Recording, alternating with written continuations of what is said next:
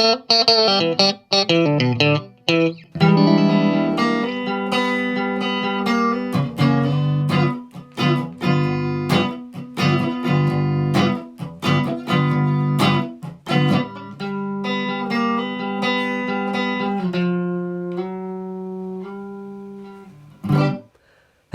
hi there, Andy back again. I hope you recognise that as the intro and part of the song of I Can't Do, also You Can't Do That by the Beatles, one of my favourite Beatles songs. Fantastic little riff that is. Sounds very easy to play, but as usual the little Beatles subtleties are there to make it even better than a standard riff would normally be, if you see what I mean. Anyway, forget about that for the moment. I heard an interesting little fact about this song, which may or may not be true. Is that this You Can't Do That was about to be released as a single, and I think they'd finished recording it. And Paul McCartney's, and it was sort of written mainly by John Lennon, even though McCartney and Lennon had the joint writing credits. And Paul McCartney turned up and said, "Oh, I've got another song here, guys." That's not a very good Liverpudlian accent, but anyway. He said, "I've got a new song for you," and it turned out to be Can't Buy Me Love, which he primarily wrote. And I think George Martin said, "No, that's the single. I'm afraid You Can't Do That is assigned to the B-side." So poor old John didn't get his song on the A-side. But having said that, Can't Buy Me Love probably sold several million and gave them a few more million coffers in the bank.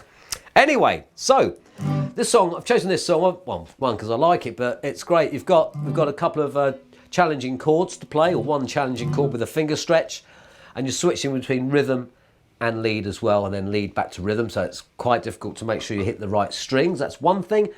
And secondly, it's all about letting those notes really ring out, so you can't afford to make any errors, which I probably frequently have done when I've played this in the past. So let's start off then. Got a G bar chord here. So just to quickly run through the G bar chord, low E string 3rd fret, and then you've got A string 5th fret, D string 5th fret, G string 4th fret, and then the 3rd fret for the B and the E. And for this riff, we're going to you keep the bar chord on there, but we're just going to concentrate on the D and the G strings, okay? So basically we're playing, as you can see, the 5th fret and the 4th fret. That's what we're doing, and the riff goes like this. With the melody line being created by the middle finger by taking off the 4th fret, which takes it down to the 3rd fret, and hammering back on again. So we're going to start off with the 5th fret and the 4th fret of the D and G, like that. So D, G, D. Take our finger off and hammer back on the G string. So we have, and then it repeats it. Okay, with a couple of extra notes. So as you can see, the second part of that riff is a bit more stilted. So the first bit is, and the second bit goes.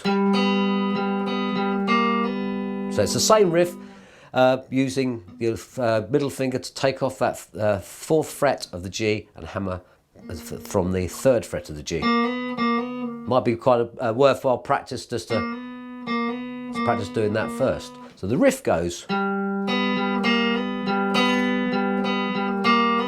like that. Okay, play that round a few times, and then we're going to go into the chords of the beginning chords of the verse.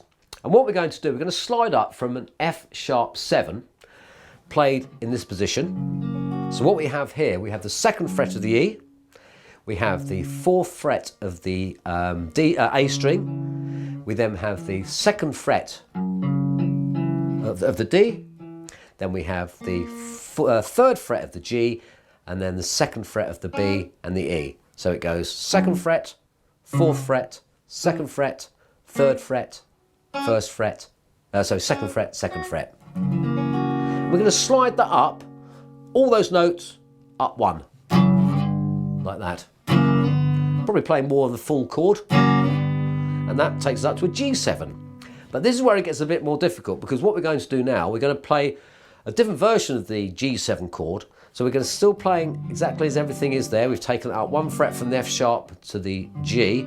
We're going to put our pinky there on the 6th fret of the B string. So it's the same chord, but different way of playing it. G7, G7. And once we slid up, pinky goes on there, and we're going to play a little rhythm pattern.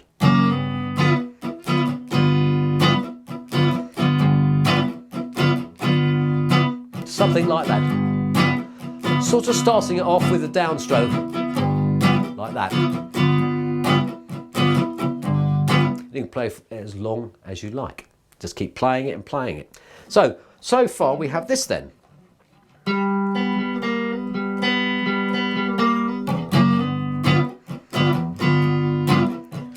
And then you can go back into the riff again if you want.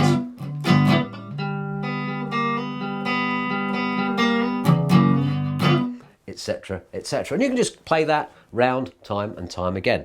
And when you've had enough, or your fingers are hurting, or your wife or girlfriend or boyfriend or your dad or whoever has told you to quieten down, then you can go into the end bit. And it's very similar to the the intro riff. It goes like this.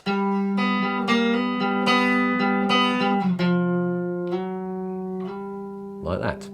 So the first bit is exactly the same. Like that. Then we're just going to hit D, G, D, G, D without taking any fingers off the chord. So the first bit is like that. So you're just hitting the fifth fret and the fourth fret of the D and G. Then we're going to go down then to the third fret of the D string, which is the F note, and slide up 2 frets. Like that. And there you have it. So the end bit is.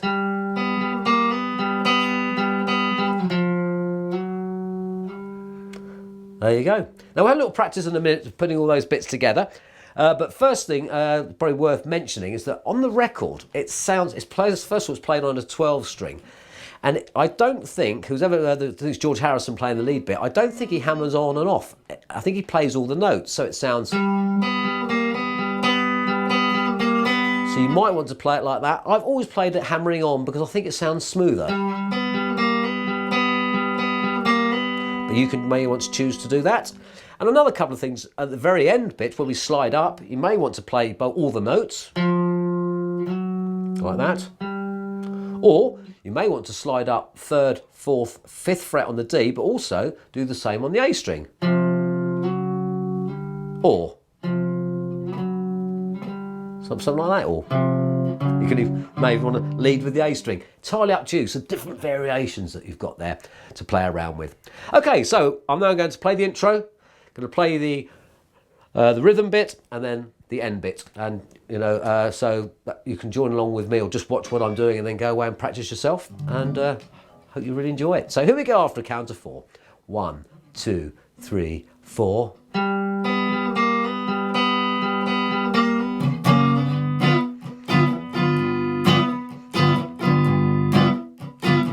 Ending.